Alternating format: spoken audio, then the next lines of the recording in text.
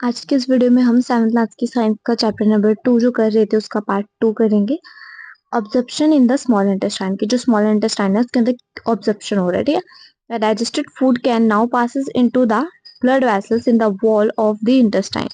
यानी जो हमारा डाइजेस्टेड फूड है वो किसके अंदर पास कर सकता हैगा, ब्लड वेसल्स के अंदर, जो इंटेस्टाइन की वॉल्स है उनके जरिए, ठीक है। The process is called absorption. ये जो प्रोसेस है उसको हम ऑब्जर्प्शन बोलते हैं।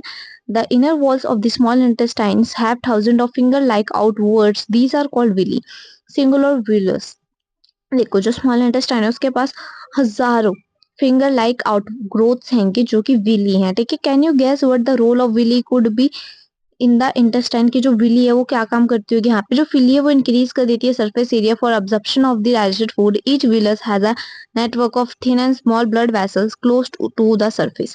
अब देखो हर एक विली का ना अपना कनेक्शन होता है ब्लड वेसल्स यानी हमारी नसों से, ठीक है, ताकि वहां पे वो उसको सप्लाई कर सके। The surface of the villi observe the digested food materials. The observed substances are transported via the blood vessels to different organs of the body where they are used to build complex substances such as the proteins required by the body, ठीक है।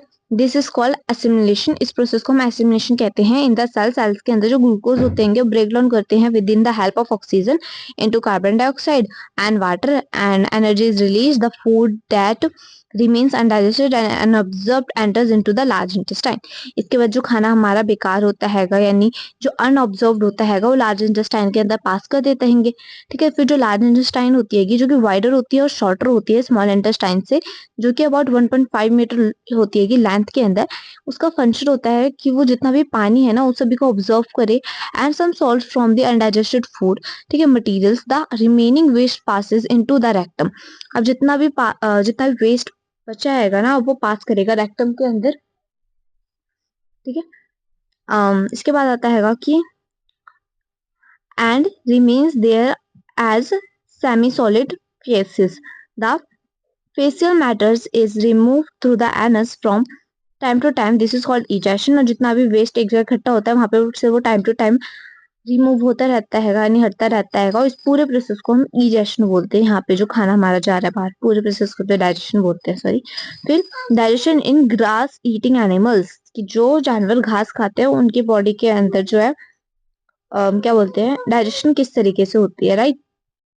So here we start. Have you observed cow, buffaloes, and other grass-eating animals chewing continuously even when they are not eating? क्या तुमने देखा है कि जो गाय है वो चढ़ती रहती है, चढ़ती यानी मुंह चलाती रहती है जबकि वो खाना भी नहीं खा रही होती उस टाइम पे, ठीक है। Actually they quickly swallow the grass and store in a part of the stomach called rumen। देखो एकदम से बहुत सारी घास खा लेती है कि और पेट के एक हिस्से रूमेन में उसको स्टोर करती है, बचा लेती है। Here the food gets partially digested and it's called curd. देखो वहाँ पे जो फूड है वो हमारा अच्छे से डाइजेस्ट नहीं होता। वैसे तो ह्यूमंस के अंदर वो पेट के अंदर डाइजेस्ट होना शुरू हो जाता है, यहाँ पे वो डाइजेस्ट नहीं होता है, इसको हम कर्ड बोलते हैं, ठीक है। पर बाद में कर्ड से दोबारा वो मुंह तक अपने खाने को लाती हैगी स्मॉल लम्प्स के अंदर। अब एक साथ वो इतना नहीं ला पाएगी, छोटा थोड़ा थोड़ा करके लाती है, ठीक है। The animals choose it, this process is called rumination. फिर जानवर उसको चबाता है और इसको हम रूमिनेशन कहते हैं। These animals are called ruminants, और इन जानवर को हम रूमिनेट्स कहते हैं। The grass is a rich in cellulose, और जो घास वो खाते हैं वो सेलुलोज के अंदर काफी ज्यादा रिच होती है। ये भी एक तरह का कंपोनेंट होता है। अ टाइप ऑफ कार्बोहाइड्रेट, ये भी एक तरह का कार्बोहाइड्रेट है, ठीक है। It ruminant like cattle, deer etcetera. Bacteria present in rumen, जितने भी बैक्टीरिया प्रेजेंट होते हैं ना रूमेन के अंदर वो हेल्प करते हैं digestion of cellulose. Many animals including humans can not digest cellulose. जितने भी बहुत से जानवर होते हैं, इंसान होते हैं, वो सेलुलोज को डाइजेस्ट नहीं कर सकते। Animals like horse, rabbit etcetera have a large sac like structure called caecum between the esophagus and the small intestine. They are cellulose of the food is digested here by the action of the certain bacteria which are not present in humans। अब देखो उनके जो body है उनके अंदर बहुत सारे ऐसे बैक्टीरिया होते हैं जो कि उस सेलुलोज को डाइजेस्ट करने में हेल्प करते हैं, जो कि ह्यूमन के अंदर प्रेजेंट नहीं होते हैं, ठीक है। So far you have learned about animals which process the digestive system, but there are many small organisms which do not have a mouth and a digestive system, and then how do they acquire and digest food। देखो कुछ जानवर ऐसे होते हैं जिनके पास मुंह नहीं होता लेकिन फिर भी वो डाइजेशन कर रहे हैं, ठीक है। वो किस तरह से कर रहे हैं, वो कौन से जानवर है उनके बारे में भी हम देखेंगे, ऑर्गेनिजम्स है वो। ठीक है। इसके बाद आता है in the section below you will learn another interesting way of food intake. अब आप देखोगे एक अलग इंटरेस्टिंग वे जिसके अंदर खाना को लिया जा रहा है, ठीक है। Feeding and digestion in amoeba, कि अमीबा किस तरह से अपना खाना लेता है। तो amoeba is a microscopic single cell organisms found in pond water. देखो पाउंड वाटर के अंदर हमें वो मिलता है, सिंगल सेल ऑर्गेनिज्म है एक अमीबा, ठीक है। अमीबा जो है उसके पास एक सेल मेम्ब्रेन होती है, वो राउंड होता है, डेंस होता है, उसके पास न्यूक्लियस होता है and many small bubble like vacuoles. Vacuoles वो जगह जहाँ पे वो अपना खाना स्टोर करता है, ठीक है। In it cytoplasms amoeba consistently change it shape and position. देखो उसकी कुछ ऐसी फिक्स शेप नहीं होती, वो अपनी फेस चेंज कर देता है। इट पुश आउट वन और more finger like projection called pseudopodia, P silent tiger, याद रखना, ठीक है। अब देखो मैं आपको एग्जाम्पल डायग्राम की हेल्प से समझाती हूँ। मान लीजिए अमीबा है और ये उसका फूड है, तो वो क्या करेगा, इस तरीके से अपनी दो सूडोपोडियो निकालेगा और उसको कवर कर लेगा, ठीक है। फिर जब वो उसको डाइजेस्ट कर लेगा ना अच्छे तरीके से, तो क्या करेगा, वो अपने अंदर से उसको इजीली बाहर भी निकाल देगा, ठीक है। वो इतने आराम से अपना प्रोसेस करता है, यहाँ पे उसके पास मुंह भी नहीं होता है, ठीक है।